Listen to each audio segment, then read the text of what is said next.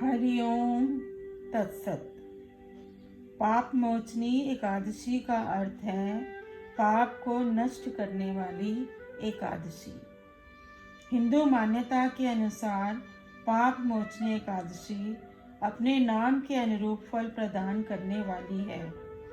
ऐसे में साधक को अपने जाने अनजाने किए गए पापों से मुक्ति और सुख सौभाग्य को पाने के लिए इस व्रत को पूरी श्रद्धा और विधि विधान के साथ करना चाहिए। मान्यता है कि जो व्यक्ति पूरी निष्ठा और नियम के साथ इस व्रत को करता है उस पर पूरे वर्ष भगवान श्री विष्णु की कृपा बरसती है, जिसके चलते वह सभी प्रकार के रोग शोक और पाप से मुक्त रहता है।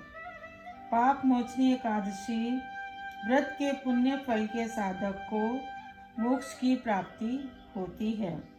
पाप मोचनी एकादशी व्रत कथा। महर्षि लोमश ने कहा, हे राजन, चैत्र मास के कृष्ण पक्ष में आने वाली एकादशी को पाप मोचनी एकादशी के नाम से जाना जाता है।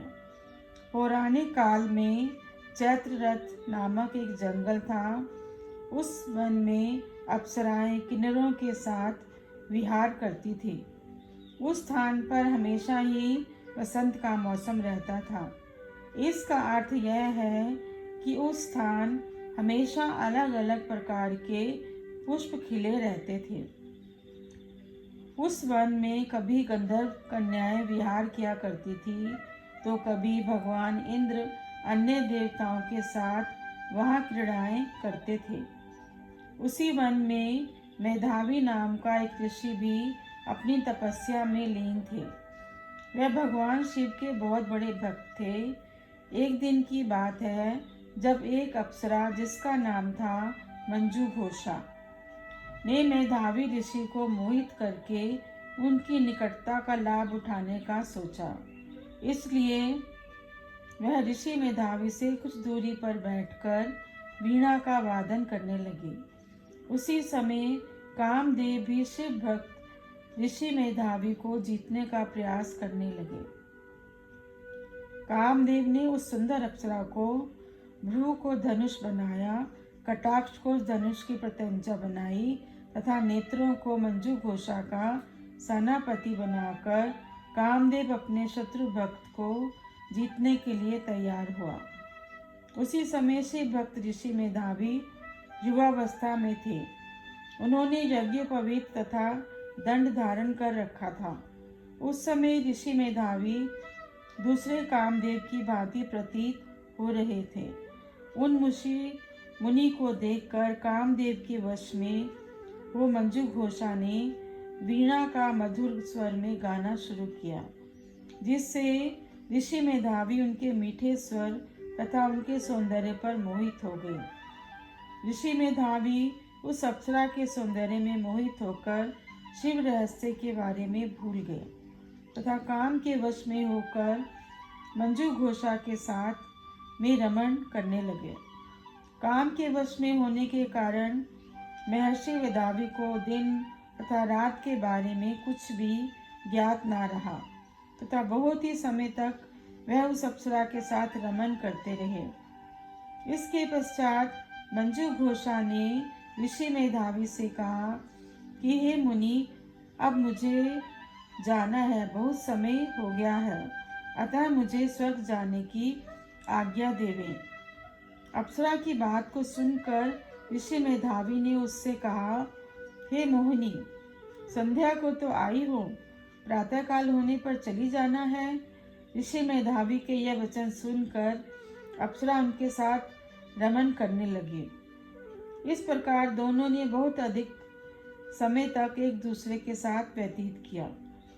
अप्सरा ने एक दिन मेधावी ऋषि से कहा कि हे ऋषिवर, अब मुझे स्वर्ग जाने की आज्ञा दीजिए। इस बात पर मुनि ने कहा, हे रूपसी, अभी कुछ ज़्यादा समय व्यतीत नहीं हुआ है, कुछ समय और रुको। मुनि की बात सुनकर मंजू घोषा ने कहा कि हे ऋषिवर, आपकी रात तो बहुत ही ज़्यादा लंबी है, आप स्वयं ही इस बारे में विचार कीजिए कि मुझे आपके पास आए कितना समय हो गया। अब मेरा यहाँ और अधिक ठहरना सही नहीं है। मंजू घोषा की बात सुनने के पश्चात मुनि को समय का बोध हुआ तथा वह गंभीरता से इसके बारे में सोचने लगे। जब उन्हें समय का ज्ञान हुआ कि उन्हें रमन करते हुए 57 वर्ष हो चुके हैं, तो मंजू घोषा को ऋषि मेधावी काल का रूप समझने लगे। इतना अधिक समय भोग विलास में व्यर्थ करने के कारण ऋषि मेधावी को बहुत अधिक क्रोध आया। अतः वे भयंकर क्रोध में उनके ताप का नाश करने वाली उस मंजू घोषा अप्सरा की ओर देखने लगे। अत्यधिक क्रोध की वजह से उनकी समस्त इंद्रियां बेकाबू हो गई। क्रोध से थरथराते स्वर में ऋषि ने अप्सरा से कहा, तेरे तप को नष्ट करने वाली दुष्टा, तू महापापिन है, तू दुराचारिणी है। अब तू मेरे श्राप से पिशाचिनी बन जा। ऋषि मेधावी के क्रोध युक्त श्राप के कारण वह अप्सरा पिशाचिनी बन गई। यह देखकर वह बहुत दुखी हुई और बोली, हे ऋषिवर, अब मुझ पर क्रोध को त्याग कर प्रसन्न होइए तथा कृपा करके मुझे इस श्राप से मुक्ति दीजिए।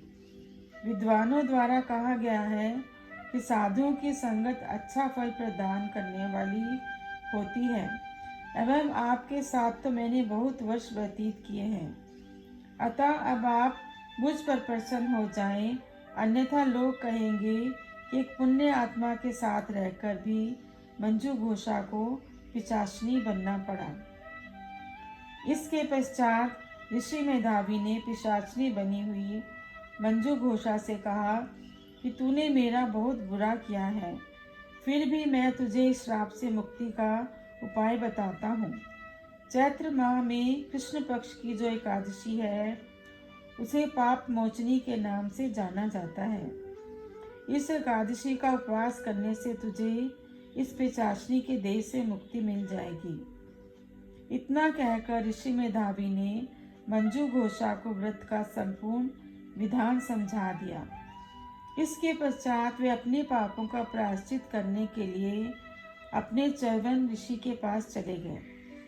चैवन ऋषि ने जब अपने पुत्र को देखा और कहा, हे पुत्र, तुमने ऐसा क्या कर्म किया जिसके कारण तुम्हारे सारे तप नष्ट हो गए हैं, जिससे तुम्हारा समस्त तप मलिन हो गया है। मेधावी ऋषि ने शर्म से अपना सिर झुकाकर कहा, पिताजी, मैंने एक अप्सरा के साथ रमन करके बहुत बड़ा पाप किया है। इसी कारणवश मेरा समस्त तप और तेज नष्ट हो गया है। कृपा करके आप मुझे इस पाप से मुक्ति का उपाय बताइए। ऋषि ने कहा, हे पुत्र, तुम चैत्र मास के कृष्ण पक्ष की पाप मोचनी एकादशी का विधि पूर्वक उपवास करो। इससे तुम्हारे सभी पाप नष्ट हो जाएंगे। अपने पिता की बात को सुनकर मेधावी ऋषि ने पाप मोचनी एकादशी का श्रद्धा पूर्वक उपवास किया, जिसके प्रभाव से ऋषि मेधावी के संपूर्ण पाप नष्ट हो गए। वहीं दूसरी ओर मंजू घोषा अप्सरा भी पाप मोचनी एकादशी का व्रत करके उसे पिशाचिनी के देह से भी मुक्ति मिल गई तथा पुनः अपना सुंदर रूप धारण करके वह स्वर्ग लोक चली गई। पाप मोचनी एकादशी व्रत कथा समाप्त। ओम नमो भगवते वासुदेवाय।